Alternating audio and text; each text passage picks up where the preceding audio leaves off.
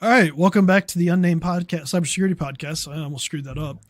I did screw it up, but I'm Chris Burns. We have Bob. We have Carl DePrado. We have Matt Weaver with us. Two of us are sick. You guys get to guess which two are sick. So we're lucky to be doing this today because, man, the petri dishes are real, guys. Their endpoint detection response systems are just not working properly this week. So, yeah, see. They're running on low battery mode. Yeah, there we go.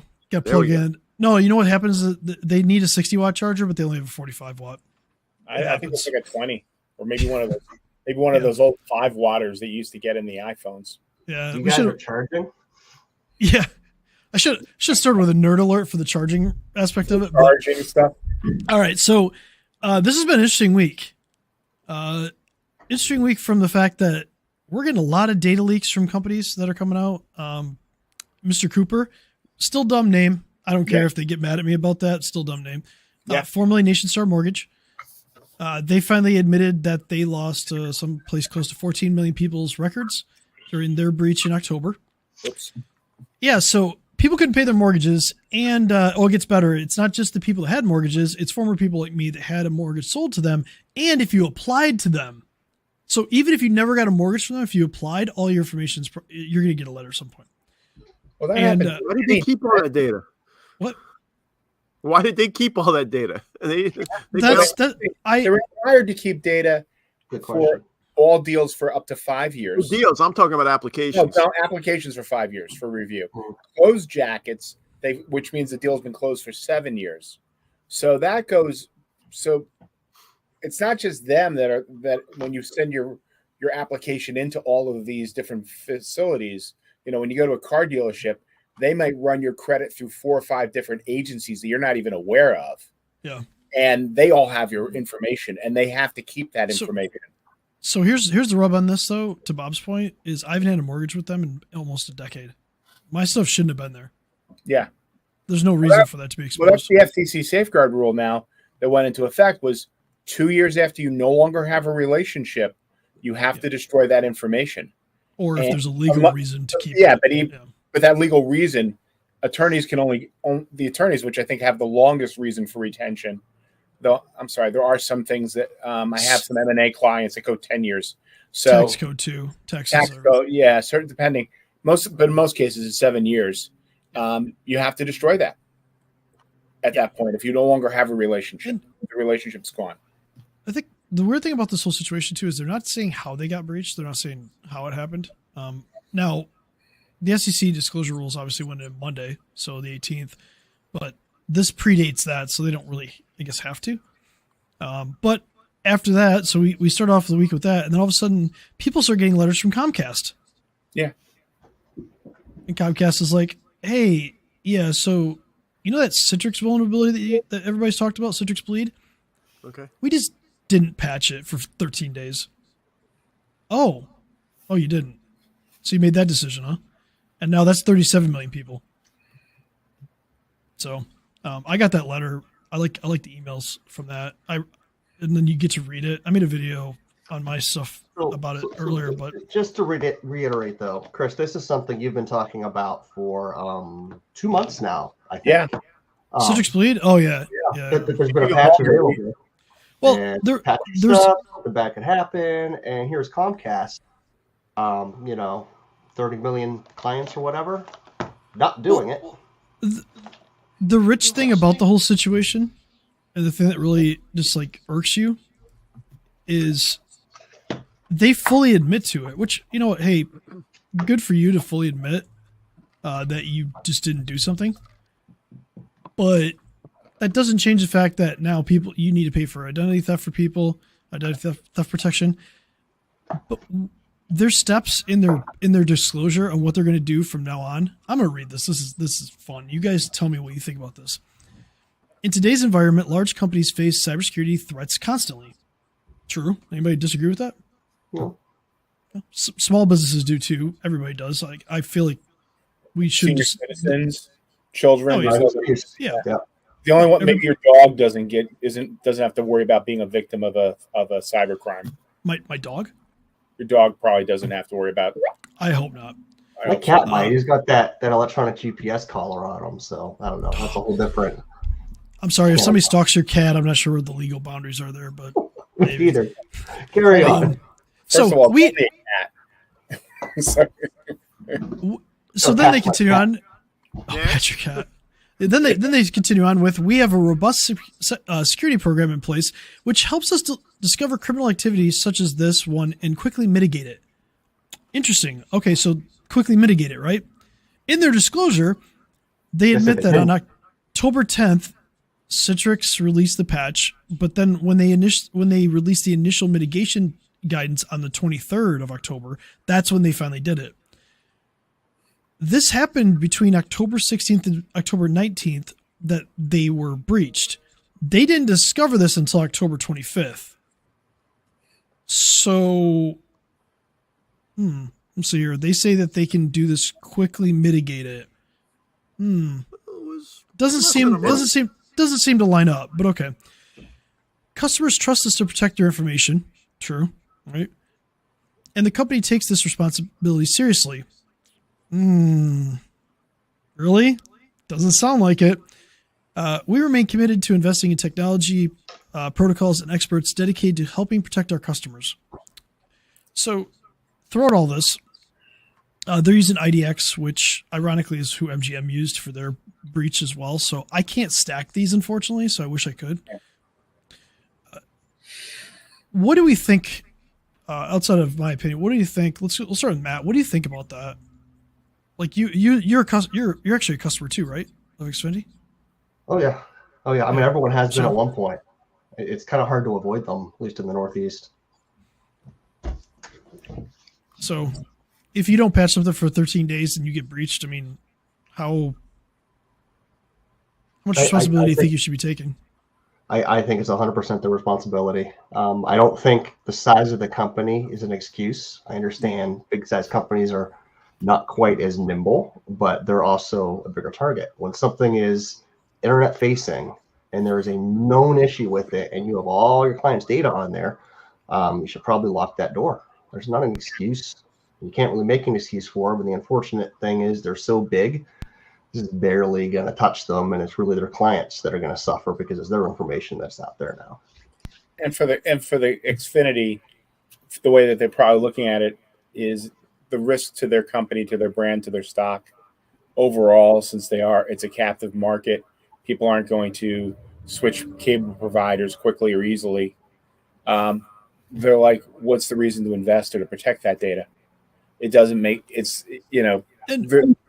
not incentivized to do the right thing, and they're not de-incentivized to do the right thing. So so the right thing doesn't really show up, and that's why we see sometimes in a lot of situations where this comes up, and we will probably see more into 2024. But here's the thing, Comcast is a big company. It's an enterprise class company, and they should have teams in place already and policies to do this. This isn't just some small CPA or accounting firm that has cousin Joe taking care of IT. And I know Chris and Matt have both been at larger companies where this should have been taking place. Absolutely. Oh, yes. Speaking from a former employer that had this situation, the rumor there was they didn't know the password to the NetScaler to even get into patch it. So enjoy that chunk of knowledge. Wow. That's allegedly that's what the cause was why they didn't patch it. Yeah. I think to Carl's point, what can we do to incentivize these companies to do more? And we kind of talked about this beforehand, without completely destroying the companies. For example, GDPR for these types of breaches can fine 4% of global revenue, right? Could we do that here? Not in our current environment. I mean, because I think you brought up pre-show is that there would be retaliation, and the retaliation would be the states that proceeded to accept that or fine or whatever. All of a sudden, you'd find the corporate headquarters move out of those states. You'd find that because they'd want to send a message loud and clear. So it'd have to be a federal level thing. So even it didn't matter where they moved. Even at the federal. Well, I'm talking about senators. I'm talking about congressman. Oh, which congressman voted? Which committee? We are run. We have the industry, and we have government and industry are not really separated. And sometimes we have some people we have some individuals who can basically impart a lot of force in the political will of our country. So reading between the lines, you're saying that lobbying is going to stop that. Lobbying and jobs. I mean, we are, that's the other part of it. We don't have protectionism put in place, to make sure, large corporations can't do mass layoffs or mass relocations at a drop of a hat. I mean, look at it. I'm in New York. Amazon tried to come into New York. If they had pulled in, we were ready to, drop everything for them, give them sweetheart deals. And five other cities or 10 other cities throughout the country, all begging to get them in for the jobs. At the end of the day, they split the deal, and they were able to get all these cities to work millions and millions of dollars to make up these proposals. So taking off 4%, it's counterproductive even to the state's interests or to the federal government's interests. Senators, it's not the federal government, it's the senators from the states that go into the Fed, or the Congress people that go into that. So let's back this up a second. You remember when the Uber CISO got arrested, right? Mm-hmm. Because they paid the breach and stuff like that. Well, he just spoke over in Europe on this, and he said that the CEO and counsel in the company knew exactly what was going on. Sure. But they held the CISO and not the CEO responsible. So, and we talked about the job in America. Yeah. Well, how are you going to get people, right? My thought is very unpopular. Pre-show was to actually take these stock options from public companies, from executives in these situations, and distribute them to the victims. Well, the FTC has a small, minuscule way of doing that in the safeguard rule, where they can and fine management teams directly, but it's like $10,000 per incident, and it's still a question of like what incident. Now, if it was $10,000 per record, you start to go, all right, well, you just did 30 million records. That would clean up. That would put a little zip and zing into them wanting to make sure that things were done correctly. That might be an overcorrection, but probably would be. But at the same point, the intent was there. I don't think it has a lot of. For smaller companies, it is definitely, look, you're a company that's running, $1 million, $2 million, $10,000 hurts. When you get that bill, regardless. $10,000 also caps at 100. Yeah, safeguard caps at 100, but that's per incident. But this is separate from that, Bob. You also have a $46,000 per day as long as that incident is open. Well, and then I think GDPR caps at I think it's 20 million euro. Mm-hmm. So Elon Musk. No, actually, they go 20 million euro or 4%, whichever's higher. So they can actually go higher. Okay, well that could hurt an Elon. Yeah, that could hurt a lot of people. Comcast. Hey, look, 4% is significant for most people. And not everybody falls under FTC. So really, I think and this is the takeaway. We can talk about this. It's broken. Yeah, absolutely. It's broken. I think that we can all agree on that. No matter how you look at it, it's broken. And data privacy laws are really California and New York have the two strictest. Other states are trying to implement them, but it's still broken. So we need a federal level data privacy protection law, right? With teeth. Does that sound fair? With teeth that can actually change the minds of people. I don't want to put anybody in jail. I think putting people in jail is stupid in this case. Well, I agree. There needs to be some incentive to do the right thing for the customer. Now, taking their yacht, I'm okay with. Taking their because borrowing their yacht. Yeah, but because look, we get somebody that's making. Let's say you're just a middle class person, and you get your information stolen, and somebody takes out loans in your name and just wrecks your credit. I don't care if you have identity protection. That's catastrophic to your life. Absolutely devastating. And these companies that are complaining about this, like Mr. Cooper complained that their cost was going to go from $5 million, $5 to $10 million to $25 million because they had to pay for ID protection for people. That was a complaint. Oh, I'm sorry. $15 million in the grand scheme of thing in a large mortgage company is nothing compared to like the devastation you can have on the person and the family. So until we kind of get people to understand that, it's going to be tough to go. But on that note, if you are a victim of identity theft, go to identitytheft.gov. Yeah. And you can get started there, and they'll help you kind of work out a plan. It's not perfect, but it does give you a plan of action to try to help, recover. There's at least guidance and some processes to follow. And it's run by, go ahead. I'm sorry, Chris. I was going to say it's run by the Federal Trade Commission, so it's run by the federal government. They do give you guidance on how to do this. It's not perfect. Obviously, if you're part of this breach, go out and sign up for whatever identity protection they give you. And then also do a credit freeze. So you can go through. It's free to do. You do that through all three major reporting, credit reporting. That's Experian, Equifax, and what was the last one? TransUnion. TransUnion. You go to all three of them. You log in. They give you a free account. You put a credit freeze. What that means is nobody can run credit against you unless you unlock it for a period of time. So when you go for a car loan, you go for a new credit card, you need a second mortgage first time you're a home buyer, that you go ahead and you unlock it for a period of time, a week or so, whatever you need, and then you close it. And that keeps it in that so that nobody can run that credit there. Depending on the agency, I think one or two of them will even accept a cell phone number to call and verify. So when I had my identity improved, that's recently. Yeah.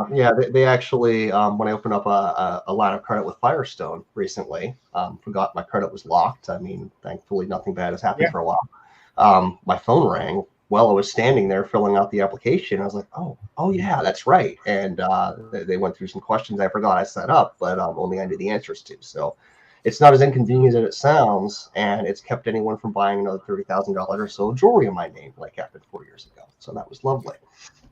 Well, now I know I just need to SimJack Matt. I'm good. So let's talk about part two. Speaking about voices and what can be and what technology is out there and how much we rely on the phone and stuff. I was telling these guys when I have nothing better to do, I love to just go to symposiums held by the FBI, and this time it was the New York City Police Department. They had New York Shield, and it was a drone, which really doesn't talk about to this audience. But then what it also was about was artificial intelligence and what we're starting to see out there. And I mean, politically, it's very upsetting because both sides you got countries outside of the U.S. that are looking at large disinformation campaigns and what they can do with this technology and even what they've been doing so far. To affect even the two current land wars that we're having, between the Ukraine and Russia and between Israel and Hamas. There've already been fake pictures and fake bombing things that have shown up, and even bodies that were put in there, children, and they were all developed artificially to create, emotional responses and to stir up people. And one thing that they did currently, they're trying to do some more technology to start creating more digital watermarks for AI as far as these pictures are concerned. But the one thing that they said is they call it a WA, W standing for words. Look at the words. If there's any words in the picture, they tend to not be good. For some reason, AI right now can't put the words in correctly. And if anybody's ever played with Midjourney or any of the other things, and you try to create text for social media or whatever, you'll find out that that's always blown up and goes south on you. And the other thing you want to look at is appendages and the joints that are there. You want to make sure, fingers, if all of a sudden they got a sixth finger in there and stuff like that. That's the other thing you're looking at, shadows, lighting. That's there. I mean, as the technology gets better, but the other part that they had is they've actually started seeing artificial intelligence being used in voices to the point where we've actually seen where bomb threats have been called in for this. I don't want to give any ideas, but I mean, that's the most negative. But you can look at a call that's coming in, and Matt, to your thing of like a phone call coming in and verifying. And I don't think the technology is even close yet. I mean, that's the other part. Thankfully, when you hear these voices, they don't sound completely right. And what they, as far as that's concerned. But this is one of the things that we have to be aware of, is that this is coming out, and I'd hate to see a senior on a call being told that this is the police, and my gosh, we have your son, or we have you something. Please send us, XYZ. Yeah. To your point, obviously, deepfake videos is the scariest part of it, because for the longest time, humans have trusted our eyes. So if we see a video, it's completely different. Seeing is believing. Yes, hearing is one thing, but seeing it is completely different. It's interesting. There's a channel I subscribe to on YouTube which brings up the latest artificial movie making techniques that are coming out, and how they're using AI to create right now short films. But what's going on as far as creating scenes and creating pictures in there and creating effects, taking a legitimate photo or a legitimate movie and then adding, special effects that normally would have cost you $50,000, $60,000, and being able to put that into a scene in within seconds and rendering it out and, shadowing a little bit. And if you know what you're doing, it still takes some skill. It's not like you can just simply set it and forget it. But it is an issue. It's a very good issue if you cut it right. If people saw it in the right shadows and the right spacing, or the lack of clarity, it actually makes. Sometimes when a picture's too sharp, you can see the errors. But if you fuzz it out and you make it a little grainier, it's good to hide the story. Well, really. You simulate like surveillance cameras. Yeah. Right? Good example. Surveillance cameras aren't always perfect. A lot of times the lighting's off a little bit. But like, the challenge you're going to have with this is you're going to need AI technology to discover it, because again, we can talk about politics, but we have an election coming up in 11 months, and that's going to be a big deal leading up to that. Yeah, you'll see some issues, and it's getting social media, and even it's getting a lot cheaper to do. It's getting a lot easier to do. It's getting a lot faster to do. And these are the things you got to be aware of when you're seeing sources come out. Are they really coming from legitimate places? What about just plain old extortion? Well, let's say they go look at your Instagram and they pull your likeness, and all of a sudden they send you a video of you doing something horrendous, and they say, send me $5,000 or I'm going to leak this on the internet. Unfortunately, that's been coming to Hollywood actresses for the last 4 or 5 years in the world of deep fakes and pornography. So that's something that hasn't gone away. Yeah, I'm trying not to crack a joke, Carl, on that one. I'm going to leave that one alone. It's not as meant as a joke. I can't imagine. No, I know the horror of somebody going in there and being exploited that way. That's not a fun thing. It's not. There's nothing. Oh no, not that that's fun, but the fact that all about that. But we're also getting school kids doing this to people in the school. Yep. AI, people are doing it as jokes. Yeah. You see this even in teasing videos that are using as humor. They'll put a face on somebody else and make it like a joke, and then all of a sudden the difference is now that was done to be intentionally seen as a joke, where unfortunately the technology is that good. But that also opens up the opportunity for digital bullying to be taken to an entirely new level. Tech's hard enough with kids these days. This is just going to add a new dynamic. And layman people aren't going to know this technology exists. So how do you educate this many people on this technology and why it's so important that you can't trust your eyes and that you need other sources of validation, or your ears? Well, that's going to be the biggest challenge. It's like, we can have, because remember, what about court cases? This is going to introduce some radical changes that need to happen. So I think that's probably a good place to end. I had a story, but we'll talk about that next week. I'm going to finish one point real quick. Sure. If anybody had seen Once Upon a Time in Hollywood, there was a scene at the end where Leonardo DiCaprio, throughout the movie, he's actually looking like he looks like he is in The Great Escape, auditioning for The Great Escape as who's the guy who Steve McQueen. He's actually they replaced him in the movie Steve McQueen with Leonardo DiCaprio, and they show a clip. Well, that same clip can be done in Photoshop, and they actually showed how. And if you want to Google that, just saying that the technology is that good right now, currently with off-the-shelf products. So from here, we can at least say, yeah, you really do need to be skeptical. But forensics can tell whether something's good or not. You know, there are people who can go through there, and there are spots for the errors there. But for the untrained eye, it can fool you, just like what we do when we see a phishing email or a phishing attempt. So, what have we learned today? Your identity's probably been stolen, and this video doesn't exist because it's AI. Basically, proceed with caution. Proceed with caution. Yeah, and if you've been a victim, again, go to identitytheft.gov. That's all right. Go to identitytheft.gov, work on that, talk to an expert. We hope nobody goes through this, but unfortunately, some people will. So, have a Merry Christmas. Merry Christmas, Happy Hanukkah, yeah, Kwanzaa, whatever other holidays you celebrate. Family from our families, especially Chris's family, to all of you.